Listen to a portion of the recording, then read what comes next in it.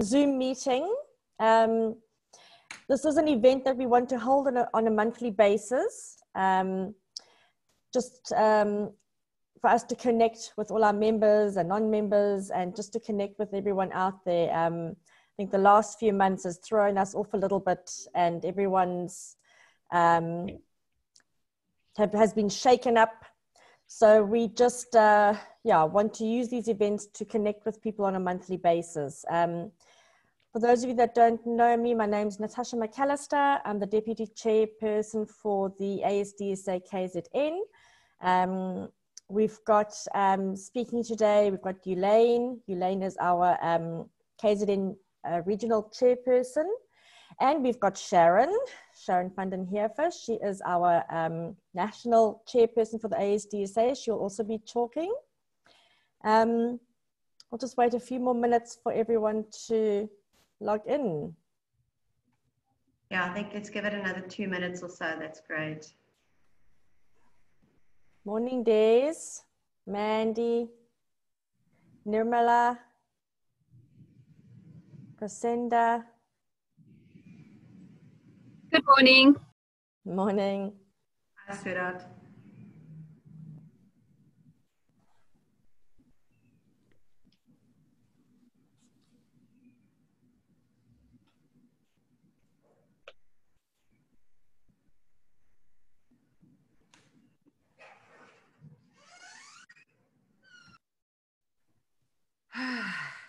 Should I just carry on with some housekeeping just while we're waiting for everyone to log in? So first of all, I'd also just like to thank our co-host, Angelique. Angelique is always working in the background, putting these events together, sending out the invites. So a very big thank you to Angelique. We have got quite a full house today. Just some housekeeping. If everyone can just have their microphones on mute. If you want to ask a question or anything, then you can just unmute yourself and raise your hand. If you're struggling with connectivity, then it's often better to turn off your video as well. We're going to be putting up a poll, if you don't mind answering our pop-up question, just so that we can gauge who our audience is.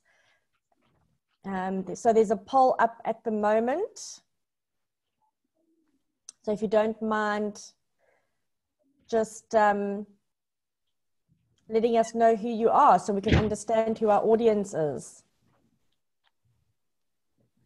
Okay, so there's quite a few skills consultants, SDFs, skills development providers, 30%, BE consultants, 9%, changing. So still quite a few SDF skills consultants. Seems to be our highest number.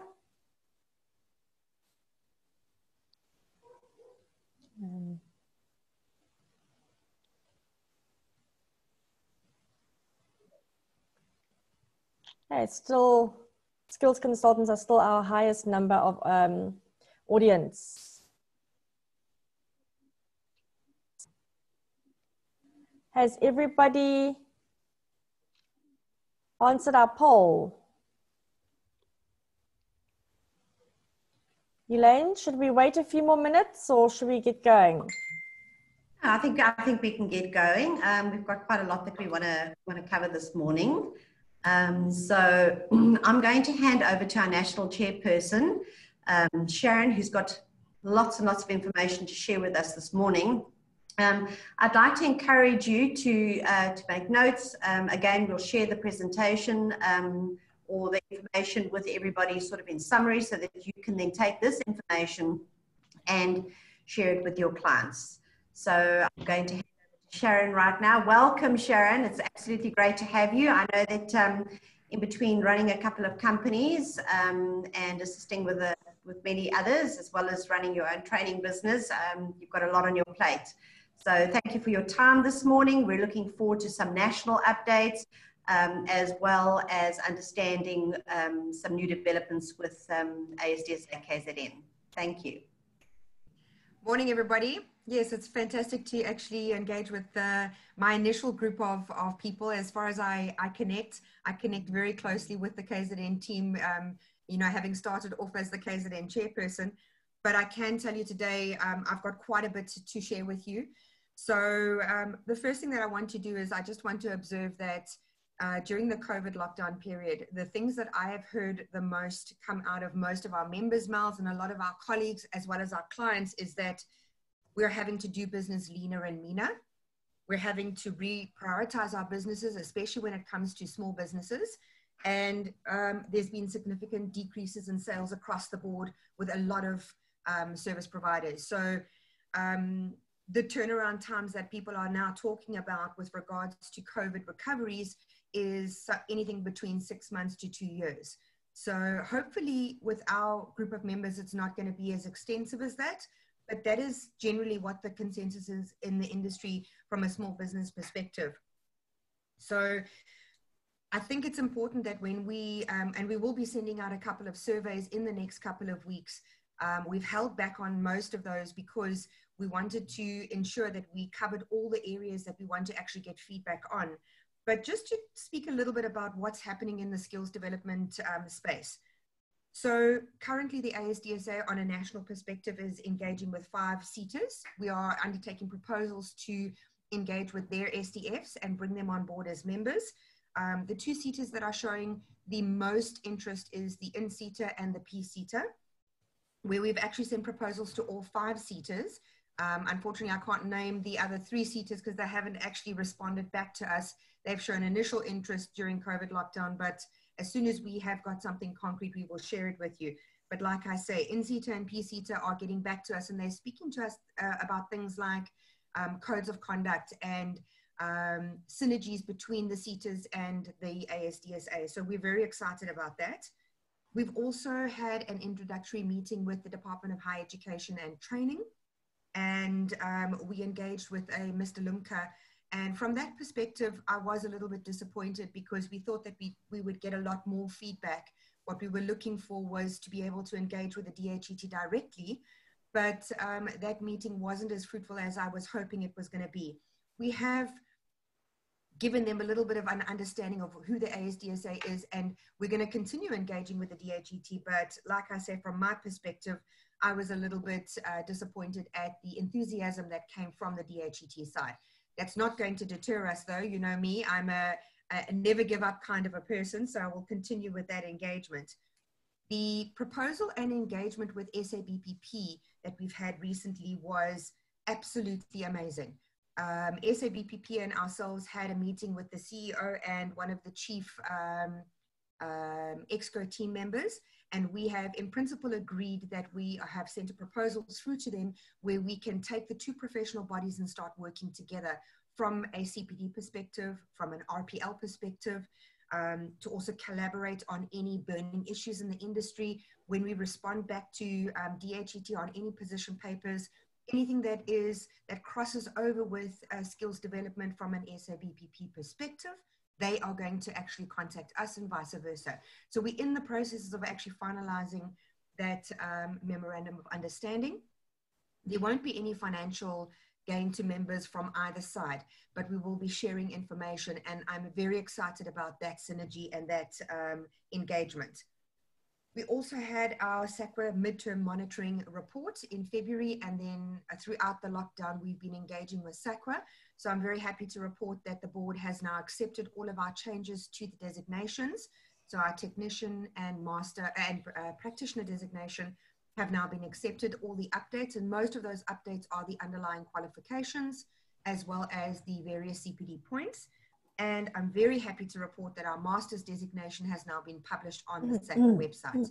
So please don't hesitate to go and check it out. It's at the designation number is SACRA 770. So have a look at our new, it's just been populated on the SACRA website. We've been waiting, I think, close to 5 years for them to get it up on the SACRA website. So it's now there and available for anybody to have a look at. We've undertaken 2 board meetings with 2 new board members. We are looking at transformation on our board. So our 2 new board members are Jonathan Brawns and Thagasan Govender. And they're going to be bringing quite a bit of information and experience in the industry. Jonathan from a project perspective and a CETA perspective, and Thagasan from an international best practice perspective. So we're going to be asking Thagasan to do some research for us so that we can align ourselves with some international best practices. And then very excitingly, Noshina Mansour has agreed to be on our technical committee. She is the department head for professional development pathways at the Institute for Internal Auditors. So a very exciting addition to our technical committee. Then I just wanted to go over NEDLAC. I'm sure you guys are all aware of who NEDLAC is and who BUSA is. BUSA is the Business Unity South Africa. I'm not quite sure of the full acronym for NEDLAC, but everybody knows that they are the organization that basically works in the background, engaging with government to make sure that we are undertaking what we need to undertake. And they challenge a lot of the legislation that comes out. So on the 26th of June this year, the NEDLAC team, in conjunction with BUSA and a number of key industry players, had a meeting, a Zoom meeting. It was quite a long meeting, but I wanted to go through with you what happened at that NEDLAC meeting. So we got feedback from our technical committee that attended that meeting, and we have now got a seat at the table with NEDLAC and BUSA so that we can engage with them directly.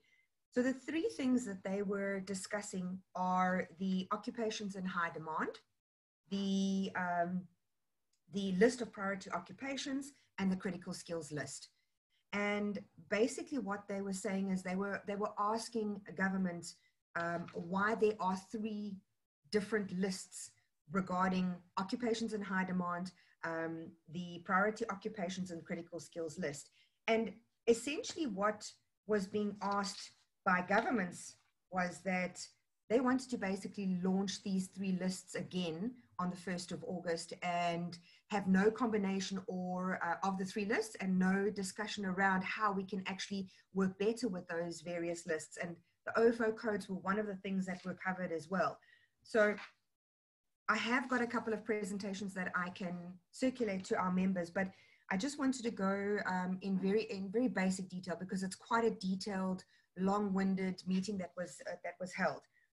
But some of the things that came out of that meeting was that the OFO codes was a poor foundation for compiling those 3 lists. And there was a huge call to actually redo those OFO code lists. So I don't know how the ASDSA members feel about that. And that is something that I would like to get back from our ASDSA members. What do you think about the OFO codes? Do you think that they work?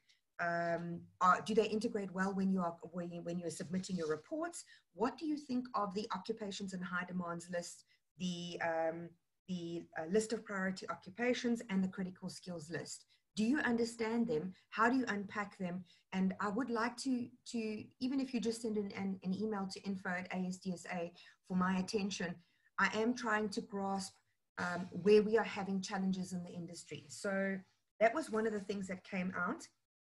And NEDLAC and BUSA agreed that there are a lot of concerns surrounding those 3 lists and the models that we are currently using. And because of COVID, everybody is now reassessing everything that we are doing currently in the skills development landscape. So there were approximately 70 delegates on the Zoom meeting. So it started at 10 o'clock and it ended at about 2 o'clock.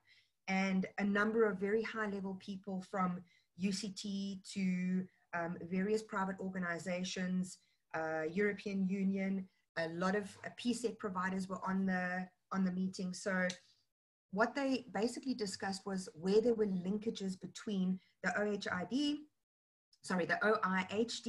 the CSL and the LPOs. And I will send that information out to you. I've got a table on how they saw synergies with those 3 lists. The questions that were raised were, the OFOs are not the right basis for building models going forward because of 4th Industrial Revolution. We had to focus more on priority skills.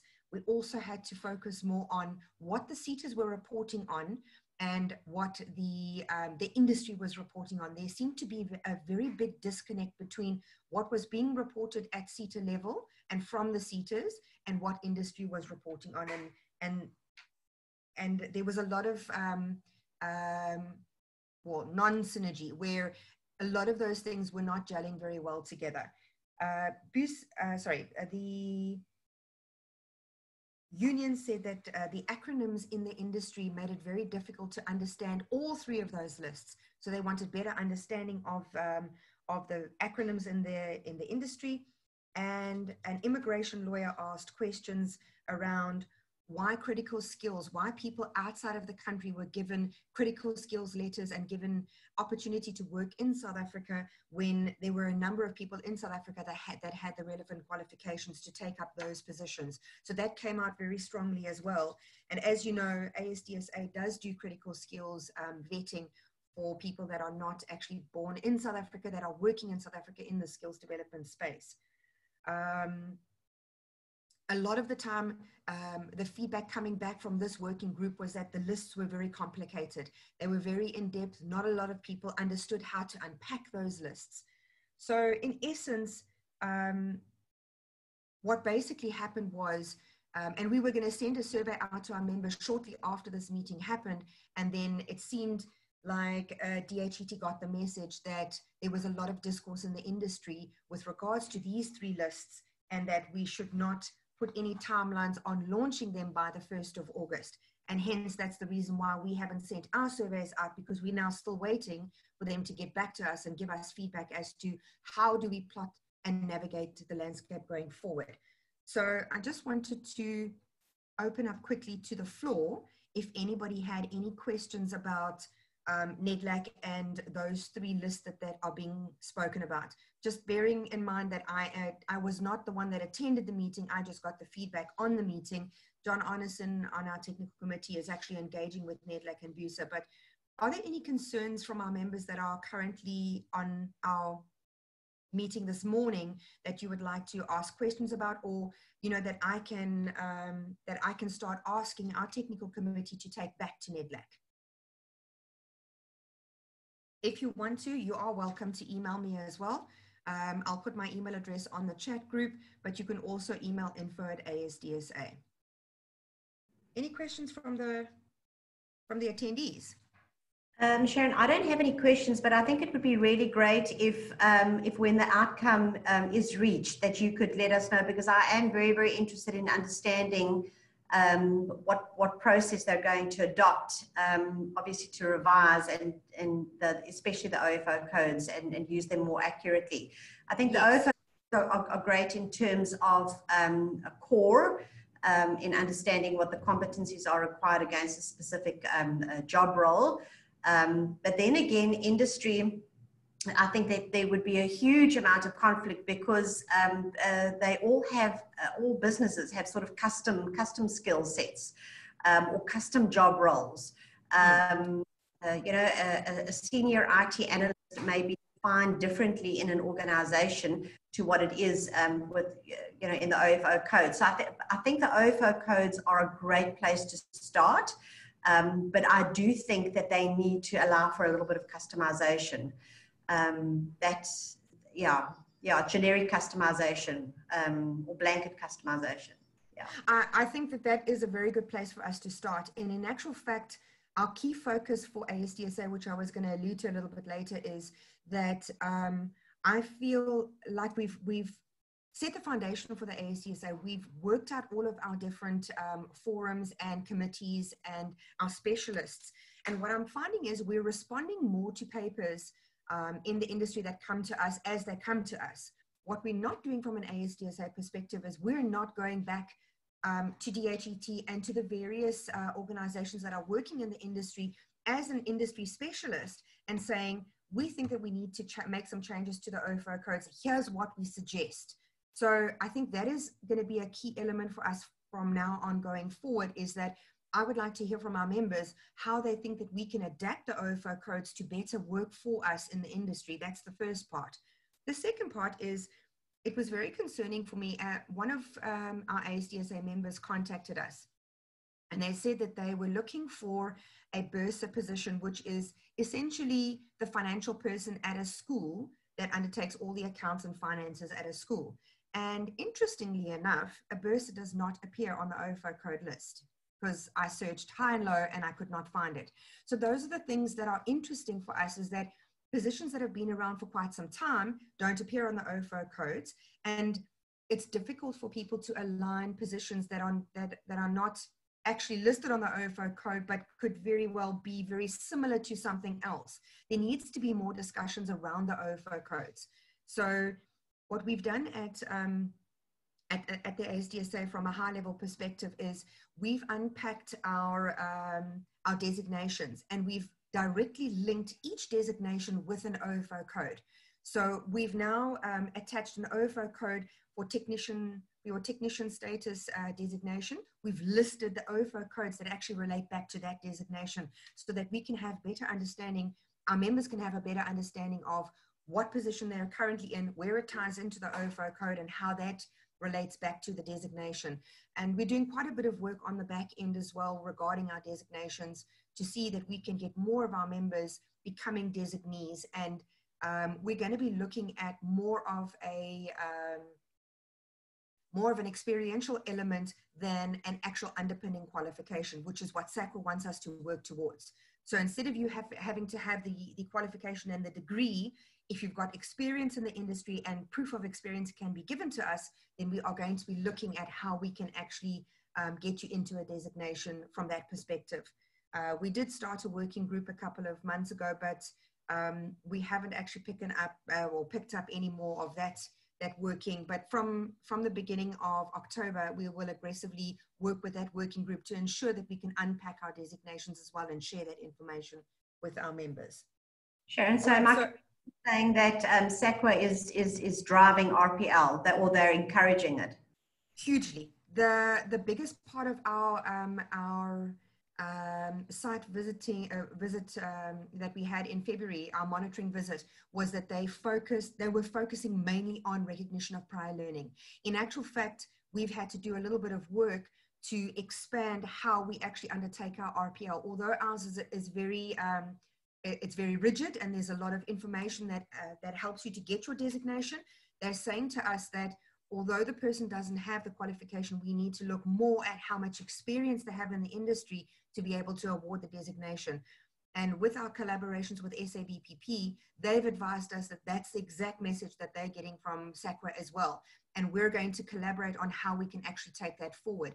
So we are going to be looking at aggressively how we can assist, not only from a professional designation perspective, but to also look at people that are working in the skills development industry that do not have a formal qualification, and how we can align them with someone that can get them the recognition of prior learning for a full qualification. So I think there's two aspects to it. It is recognition of prior learning for a designation and recognition of prior learning for a qualification.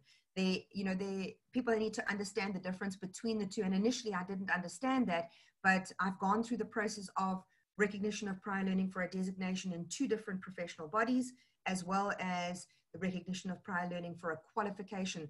And they are similar, but they mean completely different things. So I think it's important that we unpack that at some stage and, just share that information with our members, because I think that there are a number of people in the industry, especially in skills development, that have been working in skills development that may possibly be a skills development practitioner, but do not have an underlying qualification. And that is interesting, because they automatically feel that they will not be able to get the designation because they don't have the underlying qualification. And the message coming from SACWA is that that should not be the case.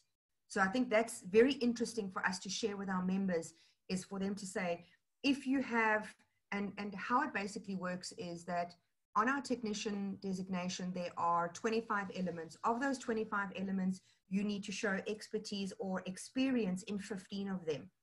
If, say, for example, you don't have an underlying qualification and you only have 13 of those elements that you can prove experience of, we need to help you to find the other two to ensure that you get your designation. And that's what we're going to be helping our members work towards. So very important for us to share that with our members, but also it's important for us to get that information back from members, is, Are you looking for RPL on a qualification, or are you looking for RPL on a designation? And if it's predominantly qualification, then we need to find out a way of how we can help our members to get to that goal that they're trying to achieve. I think that's very important. There will be, shortly we said we were going to unpack the surveys that we're going to be sending out, but I'm still a little bit hesitant to send that survey out until I get a little bit of feedback from NEDLAC, because we would like to include some of the questions that NEDLAC are asking our members to give responses on in that survey. So yes, hopefully in the next week or so, we'll be able to circulate that survey. The other element of that survey is going to include what I think is very important for us to report back to the SETAs on, and that is, how did we find our workplace skills plan submissions this year? Where were our challenges? Did we have any issues with the SETA websites when we were uploading those workplace skills plans? And I can tell you, for all three of those, for me, I had major issues. Services SETA had updates that they were doing right in the middle of submitting workplace skills plans that I had to basically reteach myself, because I had started the process before they did the update, and then I ended the process after they did the update, and the pages looked completely differently, and I had to have passwords reset, and it was quite challenging for me. So interestingly, I think it's important for us to understand, number one, where we had challenges in the industry with our workplace skills plan submissions this year. I also want to understand how many workplace skills plans our members submitted. And I would also like to understand which SETAs we engage with, where we had the challenges. And I am planning, after that survey has come back, I'm going to compile a report from ASDSA, and we will be sending that to every single one of the SETAs, to NEDLAC, to BUSA, to the DHET, and to SACWA and the QCTO. We are going to report back on what we experienced in the industry after we've done that survey. So the survey for me is going to be very, very important for our members to undertake, so that we can get that information back.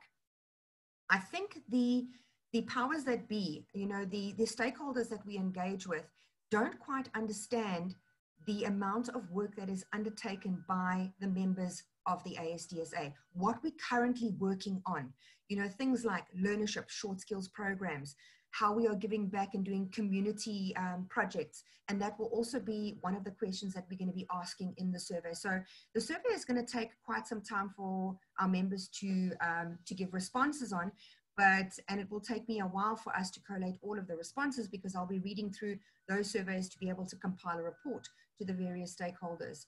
But I think that, you know, that 15 or 20-minute survey that we are going to be sending out in the next couple of weeks is key for our members to actually submit back to us, so that we can start reporting back to the various SETAs where we're having challenges. I don't specifically want to give any hidings to SETAs. I want to use the correct methodology and formats to engage with the QCTO and say, these are the SETAs that we are having challenges with when it comes to workplace skills plans. How can we go forward with it? And I'll also try and engage with the SETA directly. I don't want to distance ourselves from the SETAs and cause any trouble, but I also at the same time want to highlight where there are problems and how we can actually fix them for next year. Another important thing is that I think that as the ASDSA, we need to start working now on what we would like to see changing for workplace skills plan submissions for next year. And that's going to be a key element as well that I think our members need to report back on. So I'd just like to, again, open the floor to anybody that was submitting workplace skills plans this year, and just give me a little bit of feedback as to where you were having some problems or issues.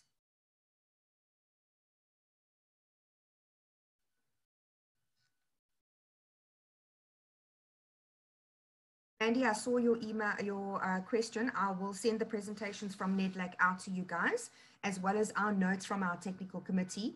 I just will have to get permission from John if that's the format he's happy for us to submit. But he's done a 3-page summary on the entire meeting, which will see if we can share with our members, because it was very interesting reading. Thanks, Sharon. Okay. All right. Any questions coming from the floor? I'm happy to start the ball rolling then. Okay. I submitted 13 WSPs. For me, the biggest challenge, I think, was W&R-CETA. They had a new system which they launched early enough last year, but then also just before submission, they changed the entire process. So that's, yeah, that was a bit of a concern. Okay, anybody else have any challenges like that? And you know, are you happy to discuss or share with us which CETAs? I know from my perspective, Services CETA it was very difficult to get hold of them. And once I did get hold of the right person, because they did have people listed on the website, but it was so difficult to get hold of those people because I think they were being inundated with people contacting them and emailing them. And eventually, I did come right, but I didn't manage to submit all of the workplace skills plans that I wanted to submit. So I ran out of time because I was constantly trying to figure out the system. So unfortunately, I didn't submit all of my workplace skills plans. Out of the 4 that I wanted to submit, I only managed to submit 3 of the 4.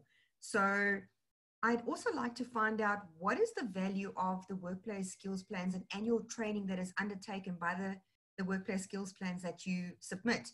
We don't have to disclose any people that you are submitting the workplace skills plans for, but it would be interesting for us to find out how much money are we actually contributing back to skills development. So just some information, one of the regional chairs from the Western Cape area, just one of her clients submitted annual training reports to the value of 20 million Rand. So they were doing skills development to the value of 20 million Rand within one organization. So we also need to understand how much are we actually contributing to the sector. I think those are interesting and, you know, questions for us to ask ourselves and for us to get feedback on so that we can share that with the other role players, because I did find, you know, as I was engaging with a number of different stakeholders, that a lot of the stakeholders were not taking us as seriously as I would like them to take us. And I think it's time that we actually really started giving them more feedback. Please also look out for us. We're going to be submitting a position paper that we sent to, that will be published in the next, I think around about 6 months. SAC will be publishing a paper, and 5 of the ASDSA members on our technical committee submitted parts of that paper. So we co-wrote a paper that we have now submitted for publication from an ASDSA perspective. So I'm very excited that I'll be able to share that with our ASDSA members, because some of the information coming out of that was challenging the OFO codes and the system that we're currently working in, and how are we going to navigate this 4th industrial revolution going forward, because that speaks back to directly what we're working with. So yeah, I think interesting things happening at this point in time in the industry with regards to skills development. And, you know, I'd just like to also find out any training providers that we have. I know Megan is a training provider. It'll be interesting to find out. I think Mandy Ford comes from a training provider perspective. It'll be interesting to find out from you guys what challenges you've had as well with regards to training over the last 6 months. I know from my perspective, it has been a huge learning curve and a huge transition for us to move on to e-learning platforms. So have you found our presentations that we've undertaken, because we've done quite a few, have you found them useful and interesting? And are you making headway with those transitions? I know iLearn has already been on e-learning platforms, but Natasha, maybe you can give us some feedback.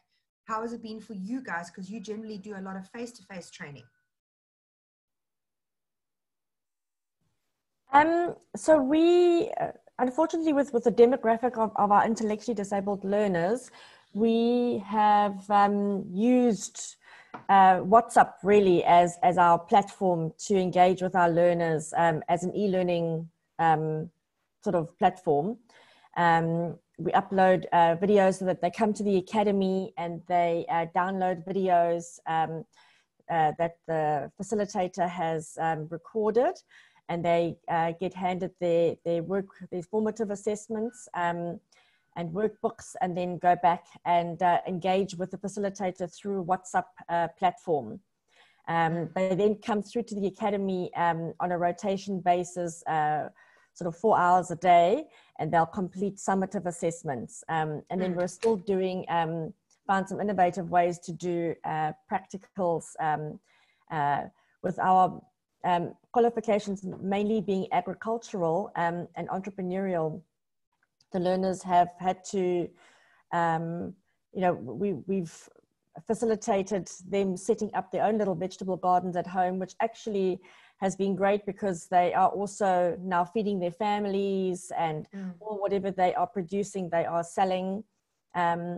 So we've really just used WhatsApp because we just found that all our learners had a smartphone and all our learners had WhatsApp. So that was really the platform that we used instead of our face-to-face interaction. And it's actually worked really well. So the learners have to engage with their facilitator on a daily basis, and that's how we also record attendance. And they get given tasks to do in small little bite sizes, and they have to engage with the facilitator on a daily basis, and that's how we would record also attendance. But we are slowly, bringing learners back now. And we've also found some learners who are struggling, who weren't engaging on a daily basis. We're actually going to start bringing them in permanently, telling them to come back to the academy. And we've sort of allocated a designated area where those who are struggling would, can come back then full time and have that one-on-one engagement with facilitators. That's what we've learned. I think it's been a huge challenge for learnership short skills programs, the various different programs that we are running.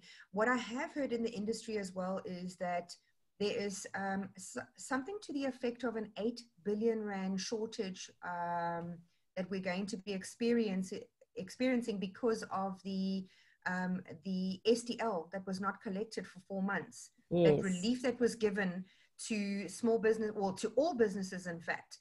The DHET is saying the losses that they're going to experience are to the value of approximately 8 billion. So that means that somewhere along the line that is going to affect our skills development landscape quite aggressively. Maybe not in the current programs that are being undertaken, but definitely in programs going forward. And I think they're going to be a lot more cautious about how they're going to award those programs. So I'm still waiting to hear about how they're going to navigate that. Just on another point, I don't know if anybody is struggling with their TERS payments, because a lot of people, they basically closed the TERS payments off at the end of June, and nobody has received, as far as I know, July, August payments. But I have heard recently that they will be opening up the payments from Monday this week. So if you have any TERS payments that you've submitted on behalf of your companies or your clients, and you're working in that space, apparently they are opening it up, and they've extended it to the 15th of September. I don't know how true the extension is, but I understand that they're extending it to the 15th of September. And I'm sure everybody is aware that we're going to level 1 lockdown as of Monday next week. And the president has said that all governmental departments will be back at work from Monday. Whether that is going to be the case, I'm not too sure. I'm sure that they will be inundated. So a lot of those, the SETAs should be back in operation full-time from Monday. Whether that's going to be the case or not, I'm sure we'll see that from next week, because I think there's going to be a lot of engagement coming. Megan, thank you very much. I did see your message saying that you had a lot of SETA challenges with LMIS as well. Well, I'm pretty sure I know which one it is. And there is, I have escalated some of the challenges that I've had with 3 different SETAs to the QCTO.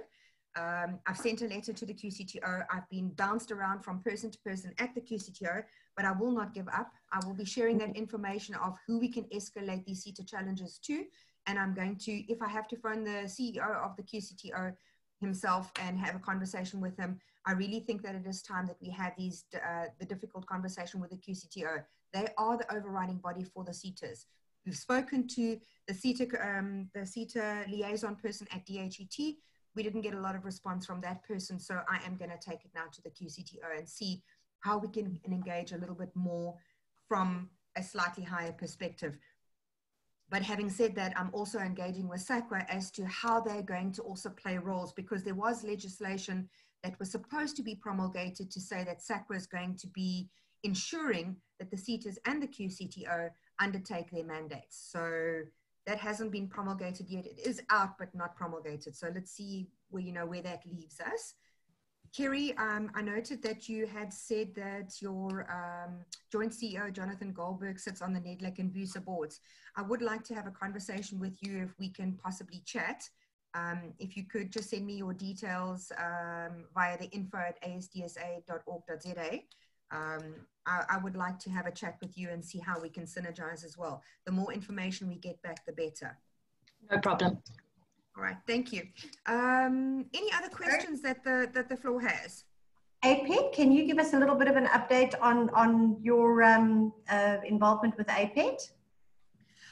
We have engaged with APED, just getting information from them, sharing information from them as well. We haven't really received much response from APED. What we recently asked them to do is, because we have to understand what APED's role is. So as far as I understand, APED's role is that they are the trade association for skills development providers. So they work in the trade association space. They have a lot of direct links, and they have been very, very helpful. I must say, if I've escalated anything, because I am an APED member myself, and I am an SABPP member.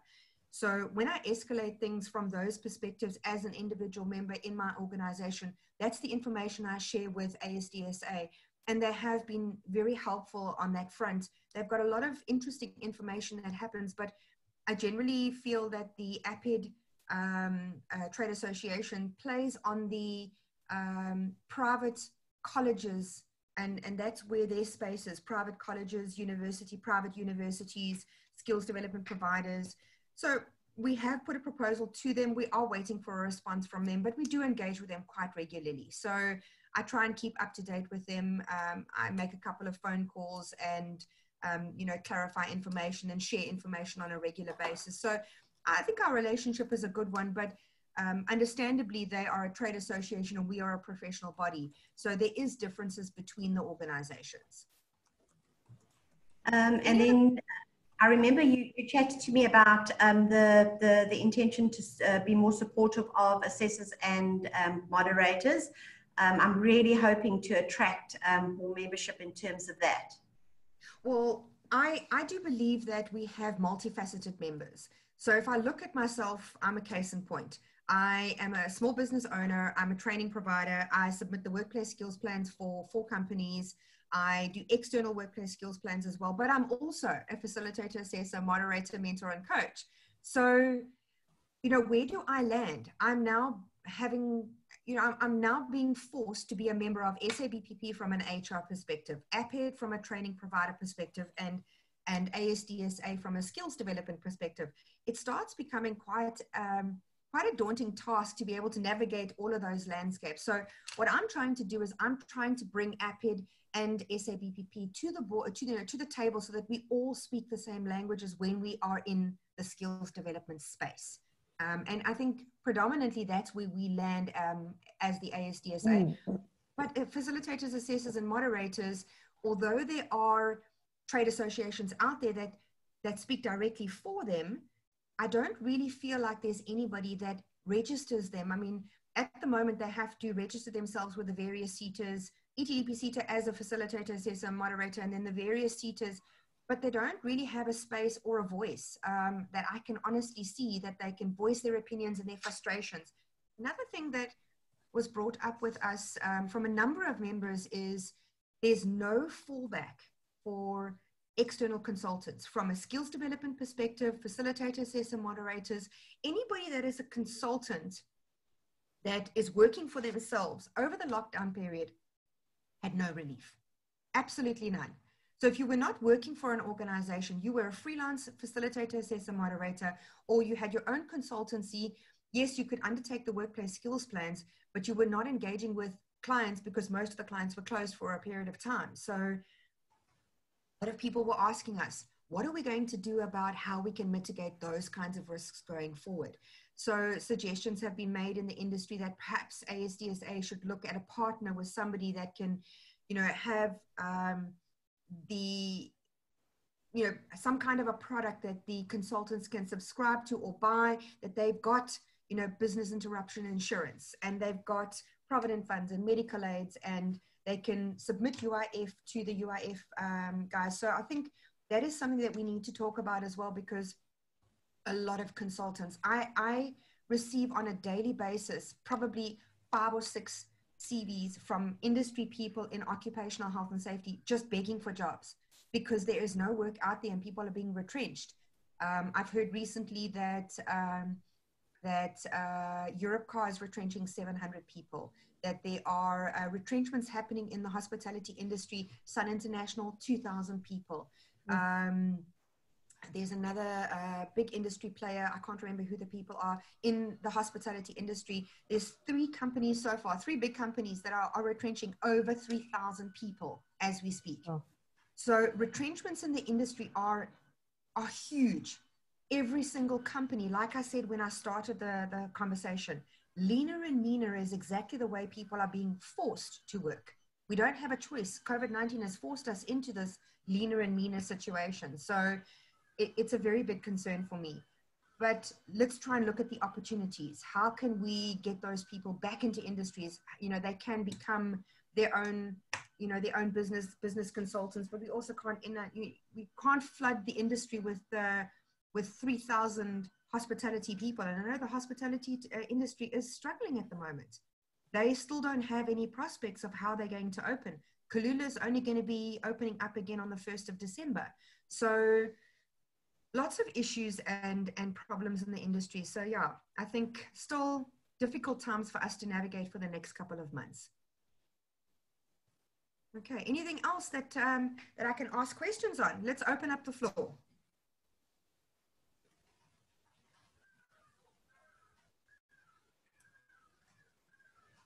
Okay. All right, that's pretty much all there is from my side. I think I've given quite a bit of information, and I will definitely try and share that information with you guys regarding NEDLAC. I know some of you have already got that information, but the presentations that came from that meeting, I can definitely circulate those. They are quite interesting to read through. And yeah, if there's anything else, please don't hesitate to give us a shout. And I'm very sorry that I have to exit the meeting in the next 3 minutes. I have another meeting at 9 o'clock. So I do need to get ready for that. But thank you very much for all your participation, and please look out for that survey. The 2 surveys that are going to be circulated in the next couple of weeks, hopefully by the end of next week, the first one will be out.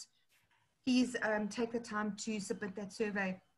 It's going to be interesting for us. That survey also includes facilitators, assessors, and moderators. So we've tried to make it a very inclusive and very detailed survey. So looking forward to seeing what feedback we get from our industry role players.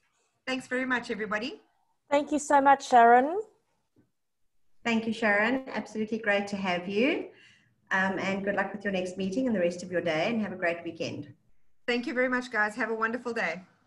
Okay, bye. Thank you. Bye. Right, everybody else, I need you to stay on board. What we're going to do is just have, Natasha, I'm going to hand over to you. I think that Angelique just wants to play a little bit of a video. Just, you can do that intro.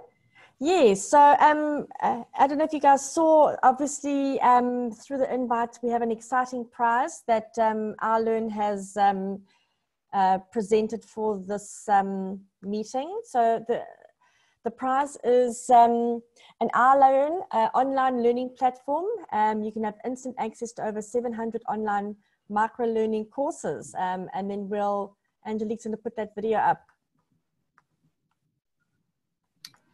Can you see my screen so far? Yes. What's going on here now? Sign up to iLearn and instantly start browsing over 700 online courses designed to empower you with a wealth of knowledge across different fields such as finance, human resources, communication, social skills, and Microsoft Office. Each course is designed in short 10 to 20 minute sprints. This makes learning easy and flexible. And you can access courses via desktop or mobile. Sign up for an annual subscription today and start learning whenever you want from wherever you are. Unlock your potential, unlock your future with iLearn online learning.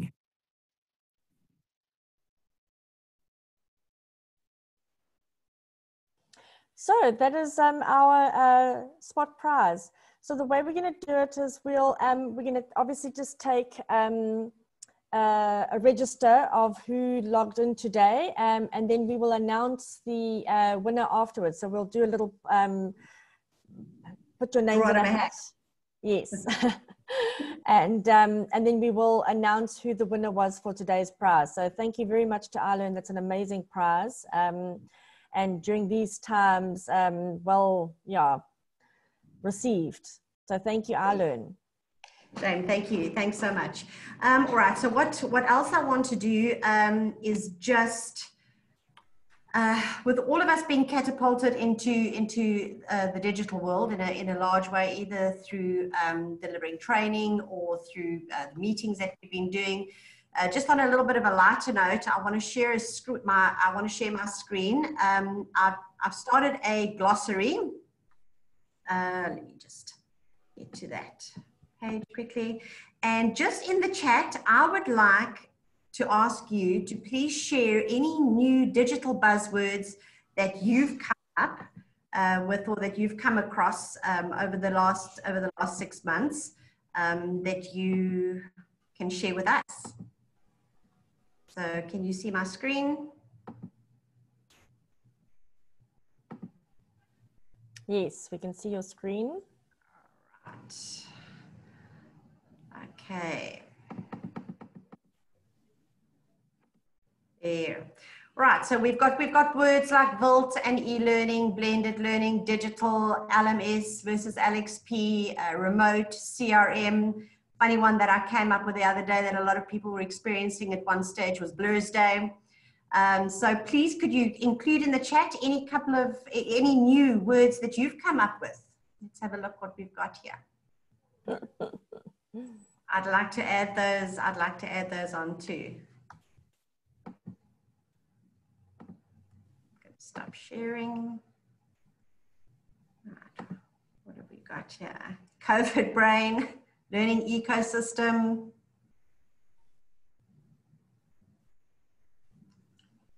Anything else?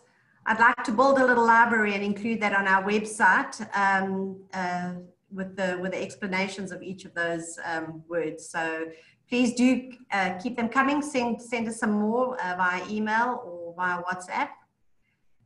We're keen to have those. Right, then lockdown roller coaster. All right, yes. The ups and the downs all the time. Thank you for those contributions. What I would like to do also is just encourage everybody. I did in the last event that we had. We've got a vast network of experts and specialists across a whole lot of different elements in the skills development industry. So I'd like to just encourage everybody to continue reaching into that network. If you're a member, you'd be on our WhatsApp group. I know that's been active, and people have been reaching in there and asking for specific sort of training courses or any sort of other industry knowledge that's out there. We also share a lot of the gazetted information that's released, any updates with regard to CETA and that. But if there is something in particular that you need to know, please do reach into our pool of resources. Okay, UX experience. Oh, okay. Gosh, I'm going to have to get in touch with some of these people to understand exactly what these some of these terms mean. Thank you. All right, ladies and gentlemen, I know that we did schedule until 9:30, but I think we've managed to finish a little bit earlier. We will share the recording and the presentations, etc., with our members. If there's anybody else that wants to find out a little bit more, then please do let us know. What I would like to do, that's touching on something that Sharon mentioned. Have you been experiencing more client engagement over the last month? I would just like some feedback on whether you find that things are sort of recovering in your space. So yeah, I think we've experienced, clients are starting to engage a little bit. There was a couple of months where we were told everything was on hold. And I think clients are now slowly starting to look at their triple BE scorecard again. Obviously, with retrenchments and loss of profits and and headcount, that obviously has a huge impact as well on what companies are spending on skills development. So I think things are slowly starting to open up again. That's what we've experienced. Yeah, absolutely. I think across the board, we've all had sort of similar experiences. So the majority, I'm going to just share the results here, so that everybody can see those. So 67% of our audience says yes, 13% says no, and 20% says a small increase. So it's between yes and a small increase. I think as we phase out of lockdown, clients are going to start reviving again, those businesses that did actually survive. I'd just like to open up any questions that anybody may have before we sign off. You can type it in the little box, or you can unmute yourself and ask. Everyone's very quiet today. ASDSA members are shy. Hi, good morning, it's Nirmala. Okay, I'm just new to skills development. I've been with UNISA, I've been as a career guidance practitioner, but I'm looking to get into it. I've done the SSM moderator, facilitator, SSM moderator course, you know, and I'm just wondering where to from here. So are you looking at going, do you want to start assessing, facilitating, assessing and moderating? Yeah, I'd probably like to do something like that. You know, I'll obviously move on to, you know, more mentoring and career development, career guidance, or career counseling, that kind of route. But I'd also like to, in the interim, do some facilitation, moderation, assessing, etc. Okay, I think the best place to start there in terms of career guidance would be for you to, in understanding what you're registered and accredited to deliver. I think the best thing to do would be to approach training providers who cover your scope, and make yourself available to those providers. There are a couple of training providers that are and then what they would do is have their ops team set up an interview and a meeting with you, and get an understanding of who you are and what it is that you can facilitate, your field of expertise, etc., what the NQF levels that you cover, and you can then go onto their database that they can draw from when they need facilitators. It might still be a little bit quiet now, but please do absolutely engage with as many training providers as you possibly can. Okay, I know, because I was just a bit confused, you know, how do I get into it? You know, I've got a BTEC in management, I've done project management, you know, I've got my honors in psychology, I'm currently doing my second year in social work as well. So you know, I'm continuing with my studies, but I want to sort of use that knowledge I have, you know, as well as, you know, I've got over 20 years of work experience. You know, as well as senior management. So I'd like to use that knowledge and experience, you know, in terms of facilitating and you know, sharing that information out yes, teaching and imparting knowledge, absolutely. Yeah. So you're welcome to get a hold of me. I'm happy to look at what your CV says, and then I can give you a list of providers who I know would have your scope. Okay, all right. Now that would be great. You know, I could send that to you if you could put your details on the chat, and then I'll extract it from there. And yeah, that would be great. Thanks so much. Great stuff. Thank you, Nirmala. And Mandy Isaiah had her hand up. Yes, Yelena, I just wanted to chat to Nirmala and just take a step back just to ask her if she actually has her constituent assessor or moderator, because that would be the step to do before she approaches a training provider. So if you haven't got your constituent, Nirmala, I think to apply to services CETA and for what qualification your CV ties into and where your experience lies, and then follow the application process with services CETA to become a constituent assessor first, and then after, once you have achieved that, you can apply for your moderator. Okay, all right. So I do the assessor first, and then once that's done, I look at the moderator. Okay, all right. Now, I was just a bit confused about the route that I need to take. And in terms of the ODTDP, is that something I should look at, or? Haven't you got your certificate from EDTP, CETA?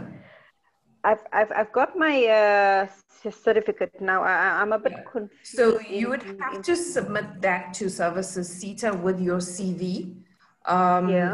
That application to become a constituent in the NQF qualification that your experience lies most. Okay, is there something that I could move on further than just this, the moderator part of it? You know, the facilitator, assessor, moderator. Is there something further than that, or is that where I stop?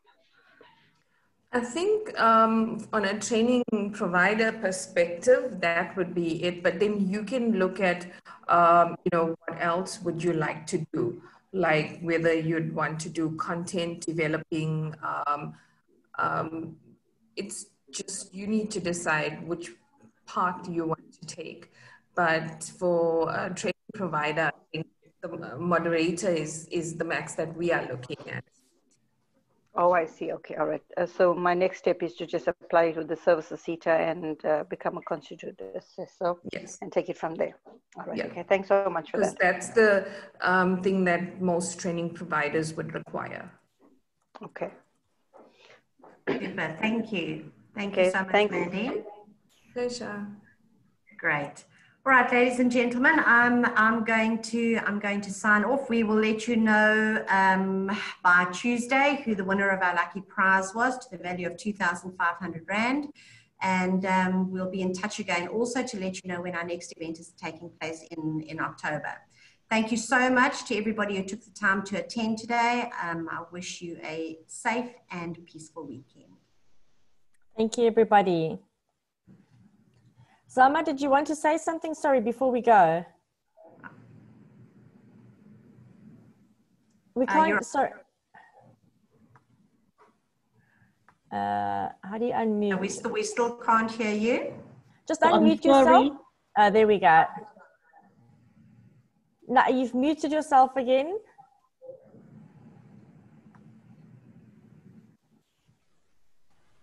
How is it now? Yes, we can hear you. Do you hear me?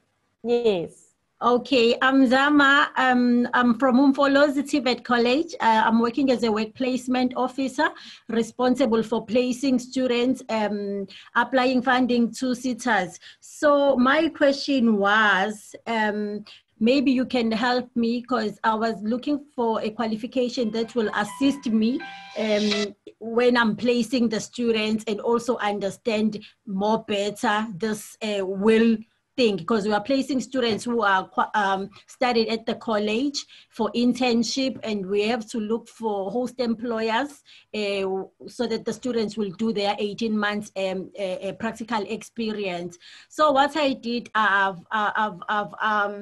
I've enrolled myself through UNISA. I did a program in HR, of which training interested me a lot, but it's not that much that talk about placement of students, all those. It's more in skills development. Maybe any qualification that can assist me to enhance the knowledge that I'm doing for the placement of students. I think so. So recruitment would definitely, you know, cover that. But I think the most important thing there would be that you would be networking, and that you would join meetings where organizations or associations gather specific to the workplace experience that you are looking for. So for example, if you're looking for manufacturing organizations to host companies, I think, you know, maybe do a little bit of research on where those individuals gather. And it becomes you having to go to those organizations and make these students available to them. I don't know if anybody else has got any other recommendations or easier or more effective ways for Zama to approach this.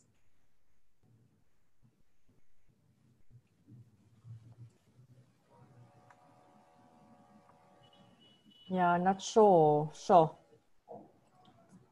Definitely networking would be the best one. Yeah, absolutely. Zama, are you an ASDSA member? She's not. Not. Okay. All right. Yeah, that's, so I think sorry. Hi, Shucks. Please go. Hi. Yeah, sorry, just to assist Zama. Zama, there is an organization called WIL, and Shakil Ori from DUT is actually the South African champion. But if you contact me through ASDSA, I'll be able to give you more information. WIL actually is a global organization that focuses on placement of learners and work learning experience, exactly what Zama does. So I can give you more information on that. Thank you. Wonderful. Thank you so much for making yourself available. I'm going to put my email address in here. info@asdsa.co.za. If you can contact me. There we go. If you can get in touch with us, then we can share information. All right, super duper.